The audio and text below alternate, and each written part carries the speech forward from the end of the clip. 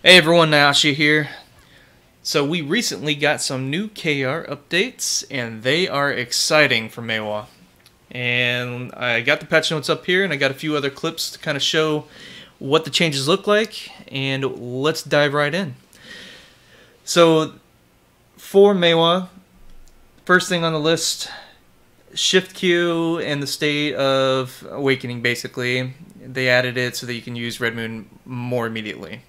So actually, before I get into this, I'm actually going to show the translated notes in a much more clear fashion. So here they are. I'll provide the URL link in the description, but here's a more clear description of what they actually mean. So for Maehwa, the shift+Q can be used in Awakening stance at any point in time, and you'll cast Red Moon. Before, it was limited to specific skills, such as using Petal Drill, and then you can do shift+Q, Moonrise, and then you can do shift+Q to do Red Moon, and Frost Pillar, and you can do shift+Q right after it and do Red Moon. Now you can do it at any point in time, no matter what you're doing. You can just be even standing still in Spear mode and do Red Moon. So that right there is awesome because you're not restricted anymore. It's a really good defensive measure too, as well as offensive capabilities. Another change is they added the ability to use Sleet Step during Red Moon. Basically what this means is you can cancel out of Red Moon now. And I got a little nice clip that was provided to us by Blue.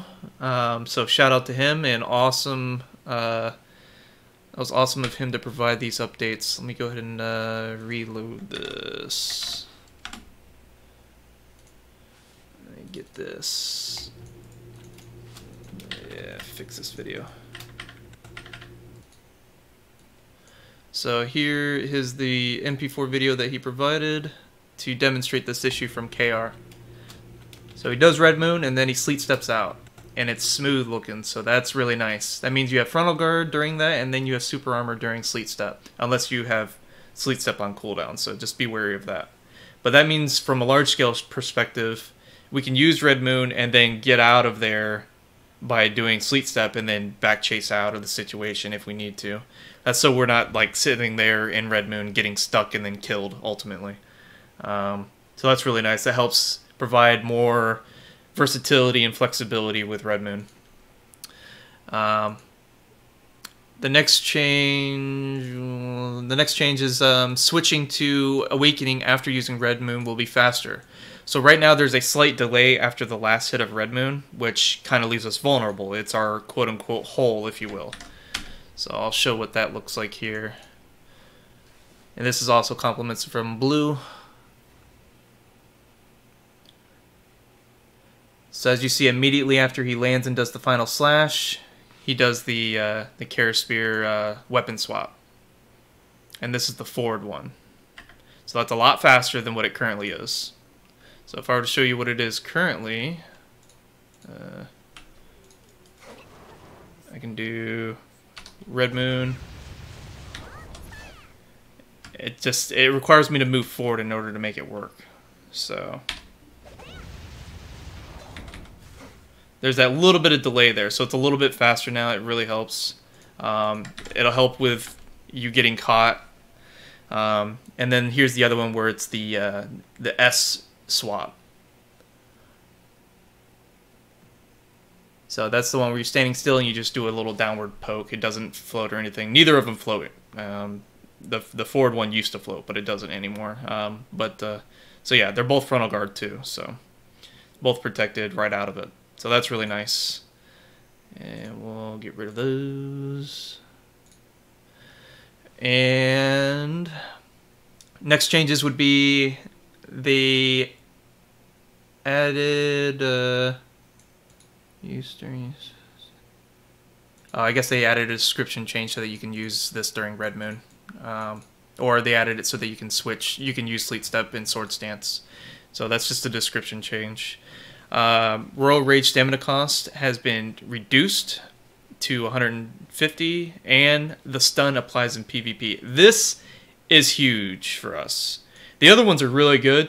This is huge. We now have a counter engage, if you will, and it's protected. It still has frontal guard. And this has been proven by Blue. He did some testing for us. It still has frontal guard, and the reduced mana or stamina cost is gonna help because we have that very expensive chase now. So to show what the current cost is of Royal Rage, it should be 200. It is in fact 200, and we'll notice the cooldown on here is 4 seconds. So we'll go over that next. The cooldown has been increased to 6 seconds. And that's honestly fine and fair. We got a pretty OP change right here with the stun being applied in PvP again and still being frontal guard. So that is perfectly acceptable. That is fine. We also have Stigma now costs 50 WP instead of 150 stamina. And to show that represented in our current version, 150 stam with a 4-second cooldown. Stiff only applies in PvE currently. But instead, they went ahead and said, and no protections, right there. Stiff only applies in, or pushback only applies in PvP. Stiff is actually still working in PvP, but there's no protections on it whatsoever. So instead, what they did is they gave us super armor on the backward movement only. So when you're going backwards, not when you stab. That stab is still unprotected. And honestly, that's fair. I'm happy with both of these changes. These are huge for us. Because now we actually have 2 solid counter engages, or arguably you can say they can engage as well. You can forcibly put yourself in a position to engage with Royal Rage. But those are 2 really reliable CC options now. We needed those badly. Some other cool changes that they did. Petal drill hits now reduce movement speed of target. And it didn't state the value, but I had Blue go in and test for us, and he has confirmed that it is 30%. And I will show a screenshot of that. And here's the actual screenshot from Petal Drill and KR, and right here you can see 30%. So 30% movement slow. This is compliments from Blue, by the way, again, so make sure you show your love for Blue for helping us out with that, getting that info. So yeah, that's amazing. I also got confirmation from Blue that this will now stack with backstep slash. So it doesn't stack with sticky snowflake, and that is actually pretty common that items in your kit that have similar abilities, such as movement slow, they won't stack if they're in the same kit. However, they will stack if they're in separate kits, such as Awakening and Pre-Awaken. This is also the same case with Sticky Snowflake stacking with Backstep Slash, which will basically stack the slows and you have a negative 70% movement slow on your target, which is awful for them and great for us. We can recapture our opponents really quickly that way. So this same thing applies. The only difference is Sticky Snowflake is only 20%. So Drill, which is a 30%, now stacks with Backstep Slash, which is a 50% movement slow. So that's 80% movement slow right there. That's huge. And the fact that Drill has a 10-second or a 7 or 8-second cooldown. Let me double check that for you right here. 7-second cooldown. And the slow actually lasts for 10 seconds, as represented right here. That means you can infinitely keep them slowed by 30%. That is fucking awesome. Much needed. I've always complained at how Warriors had Gravedigger that had negative 50% movement slow, and we didn't have shit, but we're an ice-based class, which cold ice slows target. Makes sense to my mind, whatever. But yeah, so now we have something we can use that helps slow down our opponents to make them more easy for us to catch, especially given the fact that our stamina costs are so high for chase. So that is amazing. Blind Thrust now has 100 stamina across all levels. So I think originally what they did is they adjusted the stamina cost is 100 and then it went up. Yeah, 150, 200, and then Absolute had 200. So now it's going to be 100 instead of going up to 200. So all these 4 different stages of Blind Thrust will now be 100. So that's awesome. That's another 100 stamina that we gained back. So really good changes. That I stated that in my previous review video that the stamina issues. I don't agree with the chase stamina changes, but at the same time I understand why they need to give other classes the opportunity to catch us, but at least give us some of our stamina back from our skills. And they did. They have accommodated. So I'm glad they listened to the player base and made those changes for us, because that was needed. It was much needed. It's stupid that we couldn't, if we stamina starved ourselves by running away, we couldn't defend ourselves properly.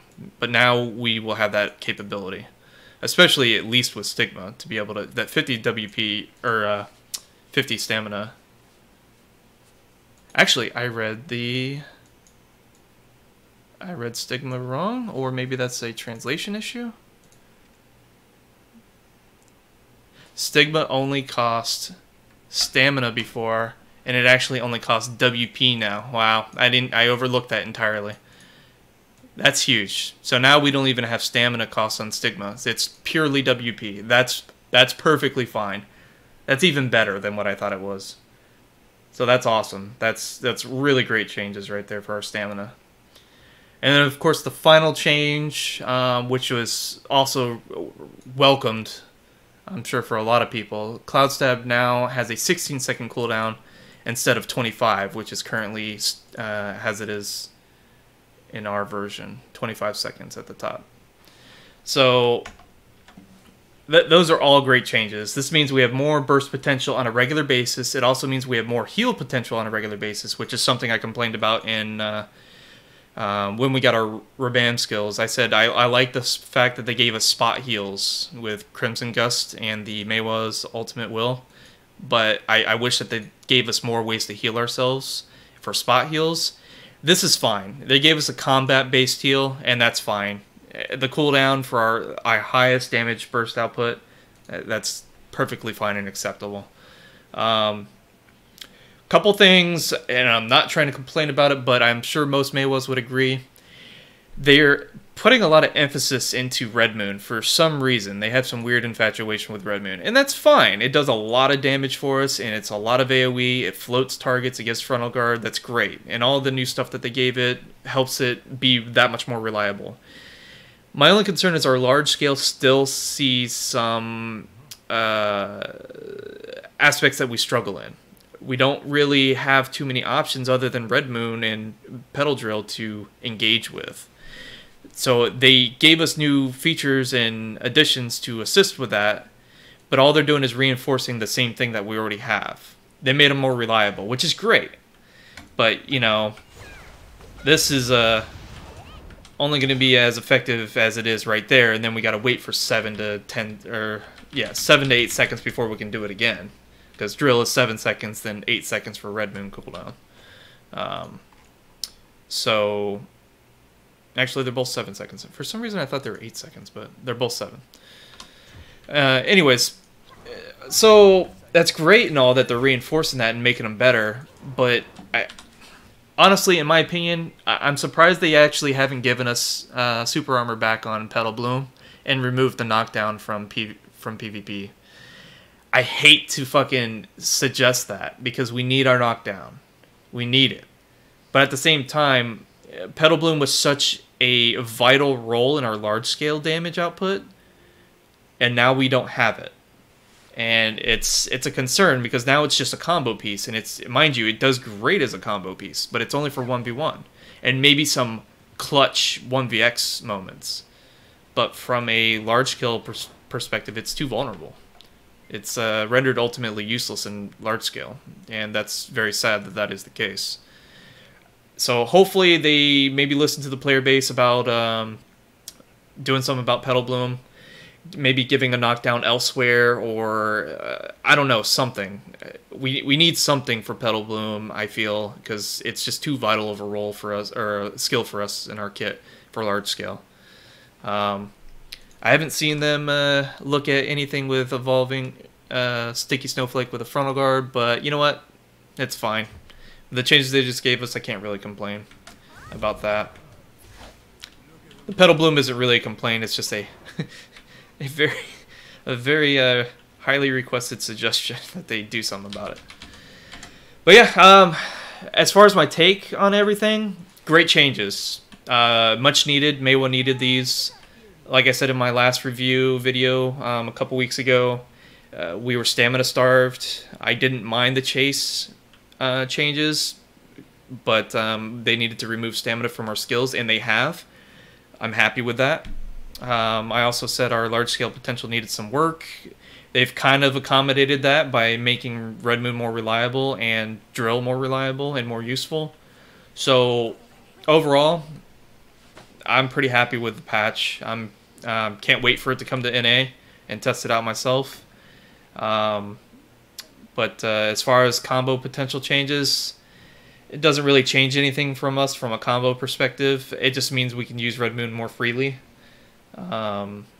And we can make it less likely for us to get caught using Sleep to cancel it.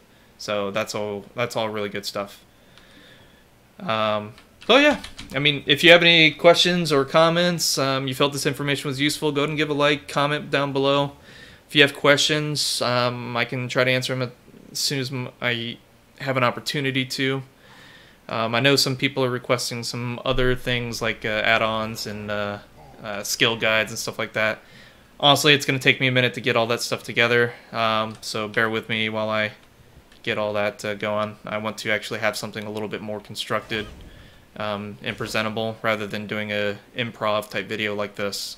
So be patient with me there. I'll try to get some here shortly. Alright guys, take it easy.